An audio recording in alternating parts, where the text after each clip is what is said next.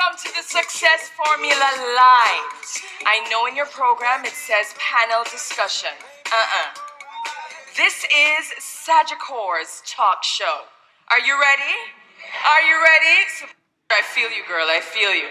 Okay, so we've been having a great time at SMS 2013. Have you? I know I certainly have, and I've been totally inspired by everybody's success story and what they're saying that we should do. Now, we're going to hear from some more fabulous people in a little bit of a different setting. Are you ready? Now, I'm going to be talking to a lady who has done what no other woman has done before. She fast like jet. True. Faster than jet. Thank you, Mark.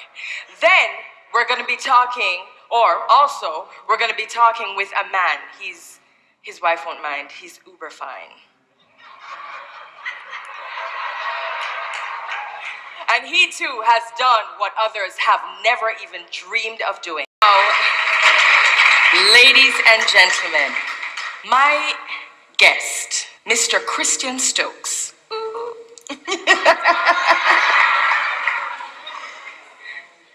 He is known as one of the men who championed, I say they championed, Jamaica's bobsled team. Now, take a look.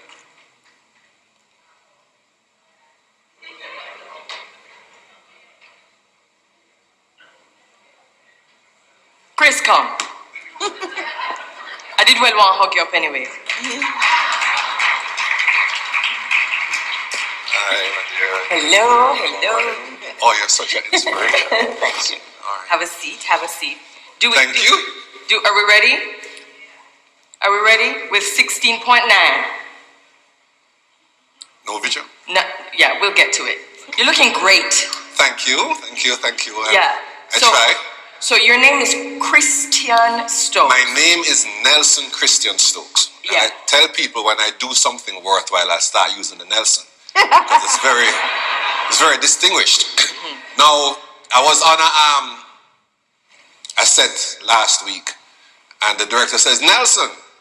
And I was completely alarmed. You know why? When I was at Port Maria Primary, is my classmate here from Port Maria Primary? Wait. Yay! All right. When I was at Port Maria Primary, and this is in, you know when. We're not talking. And the teacher said, Nelson, you know what followed? Licks. So when the director said Nelson, I'm like, oh my God, what did I do? But it was all right. I corrected him. He called me Christopher for 2 days, and then he started calling me Christian. So very good. You and your brother. Yes. Were a part of the Jamaica bobsled team. Yes. Do you know that people thought you were crazy? We were. Yes. Good? Yes. We have that out there. Yes. Why would you do something like that? You know, can I be corny a little bit? Yeah. Why do people climb mountains? Look, and everybody here can relate to this. Sometimes they see a challenge that is just irresistible. You know? And people say it can't be done, but you just have something in the back of your mind that says, you know, I need to try this. All of us have this every day. Most of us say, yes, it's crazy, so let's not do it. Some of us say, let me try. And we try. Some of us say, let me try, and we fail, and then we quit. So you cut off another 20%, right? Some of us say, let me try, you try, you fail, and then you try again. So the we sell, we serve, we sell again could be we try, we fail, we try again. And that's just how it is. Now, many people don't know the story. They know you were on the bobsled team. Yes. But they don't know the story of how you got there. Now, let's look. Now, more legitimate? Absolutely. More likely? No. Jamaica doesn't exactly have a long history of bobsledding. It's a little short of snow and ice. This is about as close as any Caribbean country comes to the sport. Push carts. It's a little like soapbox derby, just more dangerous. They may not have been the most talented Olympians, but they were by far the most entertaining. the last time the Olympics were held in Canada, it was 4 men from Jamaica who made international headlines, making them legends in the history of bobsledding and heroes in their own native Jamaica.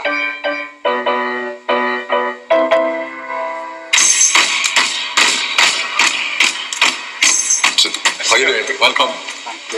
Now, Dudley's brother Chris was a sprinter studying in Washington, dreaming of running in the Summer Olympics. He watched the Calgary opening ceremonies from his dorm and then drove to Calgary to watch his brother.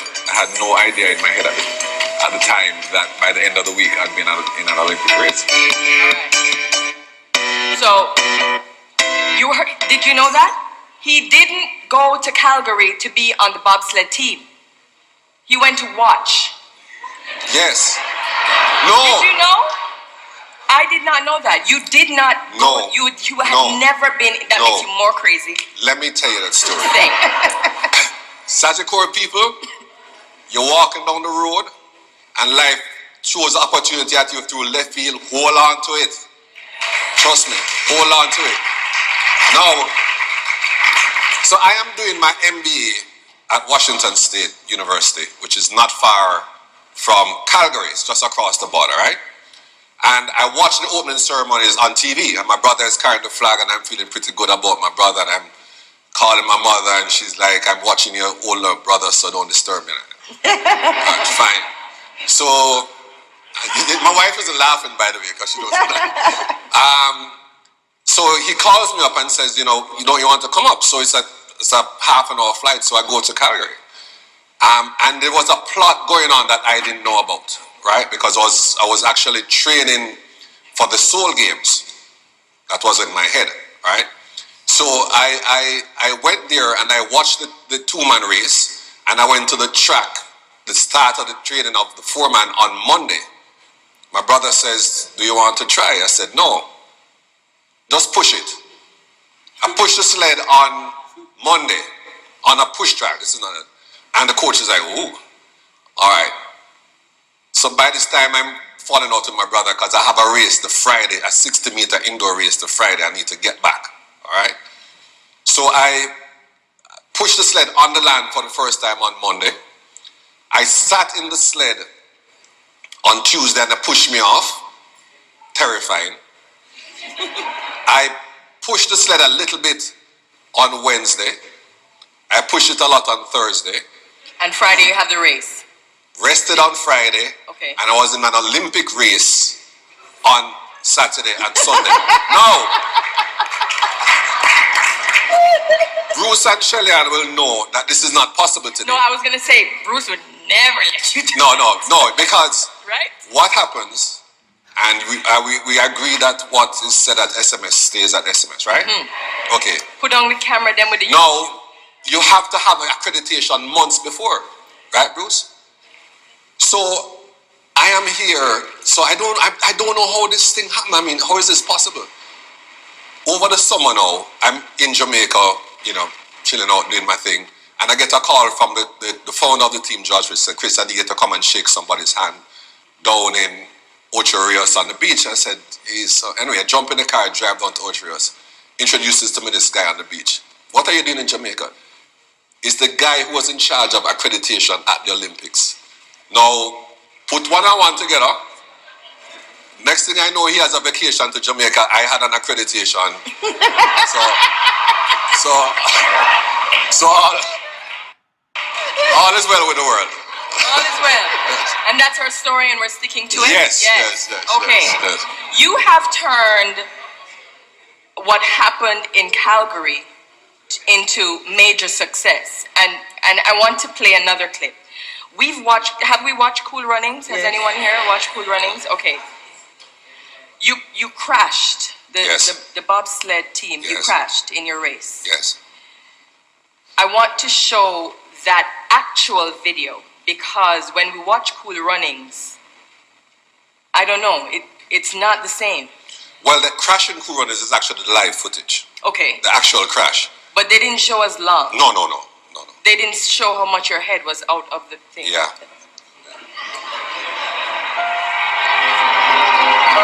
That's me at the back as a young man, by the way.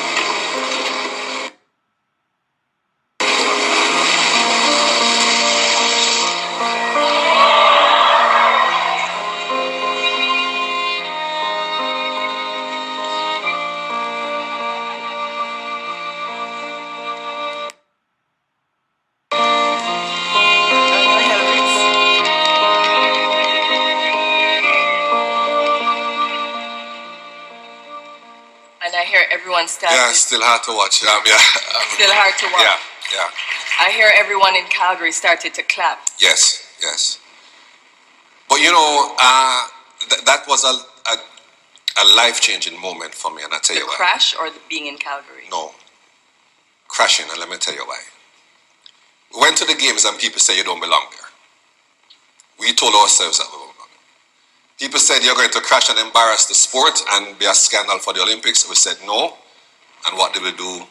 We crashed and we embarrassed the sport and we're a scandal. and you have to take that long. That's only about 150 meters. It felt like 3 miles walking up that stretch there. Mm-hmm. You have your helmet in your hand and it's traumatic. But in the back of the ambulance now, going to the hospital, you have to make a decision. Are we going to change our flight to try to land at Norman Manley like 1 a.m. and take a taxi to go home? Or are you going to come back? Right? It's a seminal moment. Right? It's something you have to decide. Now, so you failed. Now, the interesting thing to me is that we spoke just earlier about cool runnings and using that clip as cool runnings. And follow me on this, folks. Think about this. If we had finished that race successfully on all 4 runners, would have gone home and that would have been the end of Jamaica bobsleigh.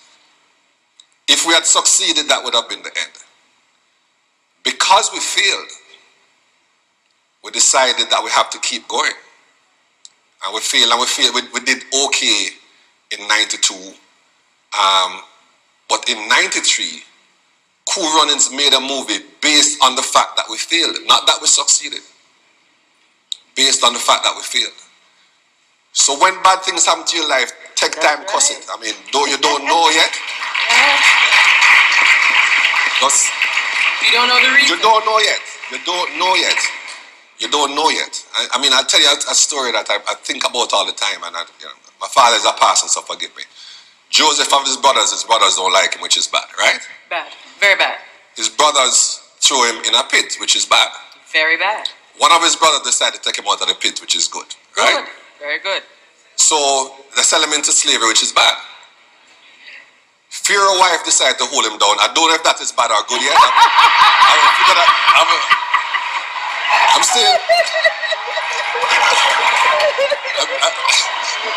I'm still working through that one. I'm still trying to.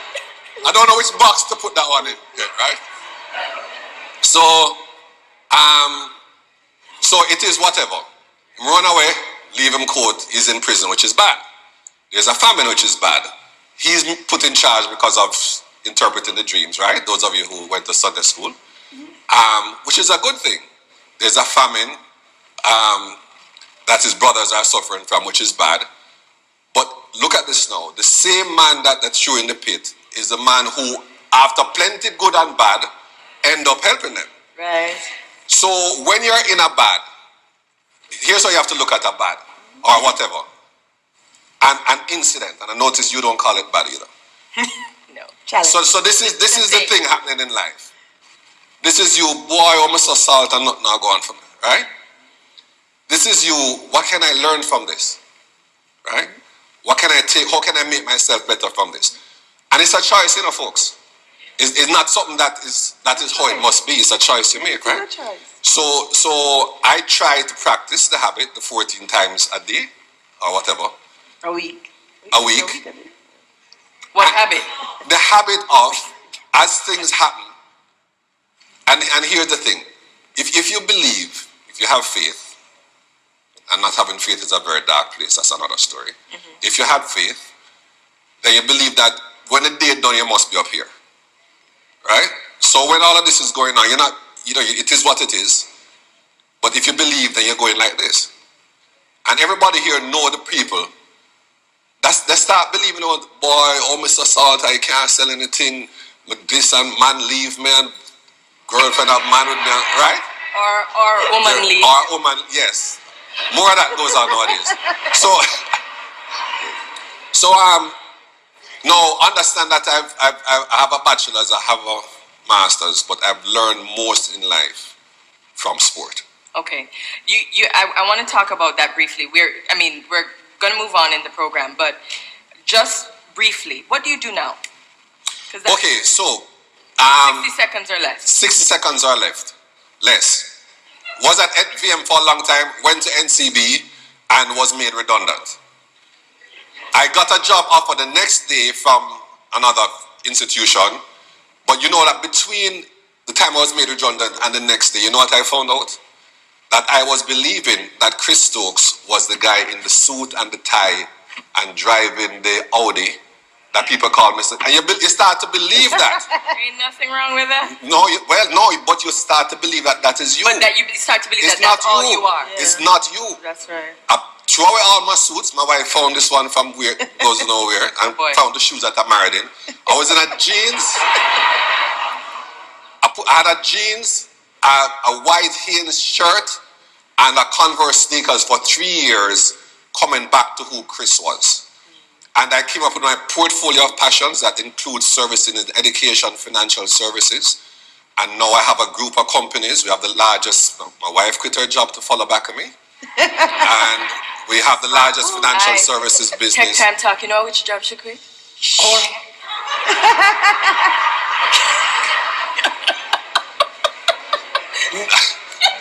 Okay. Oops. No, but so now we have but we're okay with that. Yeah. And so now we have the largest money services business in Turks and Caicos. We do remittances, bill payments, prepaid cards, mobile wallet, which I'm trying to get in the business here in Jamaica with the mobile wallet. It's by far our largest business. You know, you go to the grocery store, you pay business. I'm trying to get that license in Jamaica. I have the largest online school, Caribbean High School here. So you're doing a lot. Doing plenty. Listen, man, when I did, I must be tired. Agreed. Take me home. Thank Take me home. Chris. Thank you so much.